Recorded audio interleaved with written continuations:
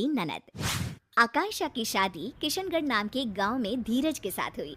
घर में आकांक्षा के सास, ससुर और एक ननद थी जिसका नाम था रुचि। वैसे तो घर में सब मिलजुल कर ही रहते थे, पर रुचि का स्वभाव थोड़ा अलग था। वो किसी भी व्यक्ति की कमियों की खिल्ली उड़ाती थी। एक दिन आकांक्षा और धीरज बाहर घूमने जा रहे थे। आकांक्षा ने बहुत ही अच्छी सी साड़ी पहनी थी। अरे वाह बहू, तू तो इस साड़ी में बहुत सुंदर लग रही है। थैंक यू मम्मी जी। तभी रुचि वहाँ आ जाती है। रुचि आकांक्षा को देखती है तो उसे उसकी साड़ी बिल्कुल भी पसंद नहीं आती। आय हाय भाभी, ये कैसी साड़ी पहनकर जा रही हो आप? बिल्कुल भी अच्छी नहीं लग रही। लाल साड़ी में एकदम टमाटर लग रही हो। आकांक्षा को रुचि की इस बात पर बहुत गुस्सा आता है। ए रुचि, तुम इस तरह से मेरी खिल्ली मत उड़ाओ, समझी? छोटी हो छोटी ही रहो। मैंने तो जो कहा सच ही कहा।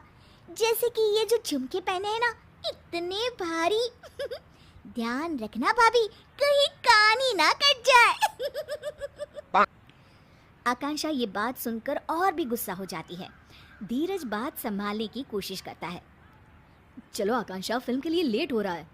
मुझे नहीं जाना कोई फिल्म देखने। आकांक्षा नाराज होकर अपने कमरे में चली जाती है। उसके जाने के बाद सब रुचि को डांटते हैं। रुचि, तुम्हें बिल्कुल भी तमीज नहीं है कि किससे क्या बात करनी चाहिए।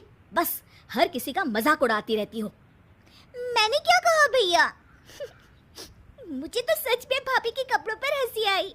फिल्म देखने से ज्यादा लग रहा था जैसे किसी शादी में जा रही थी।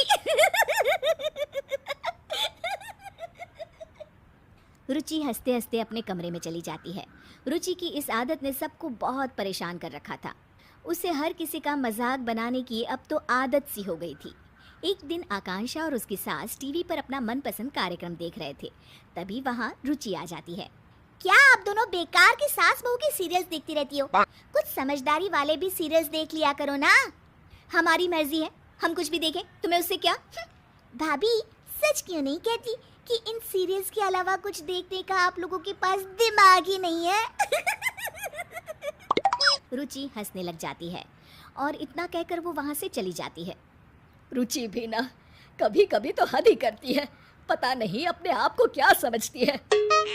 कोई बात नहीं मम्मी जी, कल इसकी सहेलियां आ रही है ना, उनके सामने ये बहुत समझदार बनती है। अच्छा सबक सिखाएंगे इसको। तुम सही कह रही हो बहू, सबक तो इसे सिखाना ही होगा। अगले दिन रुचि की कॉलेज की सहेलियां उसके घर आती है।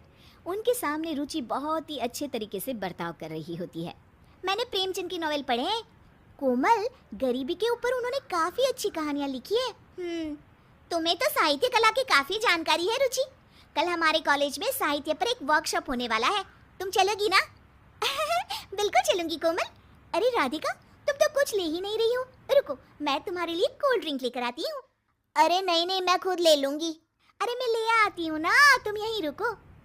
रुचि को अपनी सहेलियों से इतने अच्छे से बातें करते देख आकांक्षा अपनी सास से कहती है, ये देखिए मम्मी जी, अपनी सहेलियों के साथ कितना अच्छा बर्ताव करती है। हाँ, बस अपने घर वालों को ही कुछ नहीं समझती। तभी आकांक्षा को एक तरकीब सूझती है। मुझे एक तरकीब सूझी है मम्मी जी, चलो इसको अभी सबक सिखाते हैं। अच्छा, चल चल बहू। आकांक्षा सबके लिए नाश्ता लगा रही होती है और जानबूझकर हर चीज को मिला देती है। कोल्ड ड्रिंक को कप में डाल देती है। तभी वहाँ रुचि आती है और रुचि खाने का ऐसा इंतजाम देखकर गुस्सा हो जाती है। अरे भाभी, आप भी ना एकदम गवार की गवार हो। कोल्ड ड्रिंक कप में कौन परोसता है? ओह, मैं अभी ठीक कर देती हूँ रुचि। और ये समोसे और चटनी एक साथ क्यों मिला दिया आपने? कितनी पढ़ाई की है आपने भाभी? रुचि की सहेलियां रुचि को ऐसे बातें करते देख दंग रह जाती है। अरे रुचि, ये क्या तरीका हुआ अपनी भाभी से बात करने का? रुचि अब आकांक्षा का मजाक उड़ाने लग जाती है। ये देखो, ये कोल्ड ड्रिंक चाय के कप में लेकर आई है। रुचि की सहेलियों को इस बात पर बिल्कुल हंसी नहीं आती। रुचि, हम तुम्हें बहुत अच्छी लड़की समझते थे, पर तुम ऐसी होगी हमने तो कभी सोचा भी नहीं था। हाँ, बातें तो इतनी ज्ञानों वाली करती है और अपने बड़ों से कैसे बात करती है, इसमें तो तमीज ही नहीं है। हम तो चले भाई, और आज से तुम हमारे ग्रुप में भी नहीं रहोगी। पहले लोगों से बात करने का ढंग सीख लो, फिर कुछ और सीखना। अरे आप लोग तो सीरियस हो गए, मैं तो मजाक ही कर रही थी। हर किसी का मजाक उड़ाना अच्छी बात नहीं है रुचि।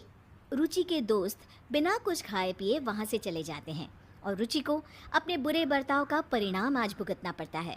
आकांक्षा और उसकी सास एक दूसरे की तरफ देखकर मुस्कुराते हैं और खुश हो जाते हैं। उस घटना के बाद रुचि सबसे अच्छे से पेश आती थी और उसने सबका मजाक उड़ाना भी छोड़ दिया।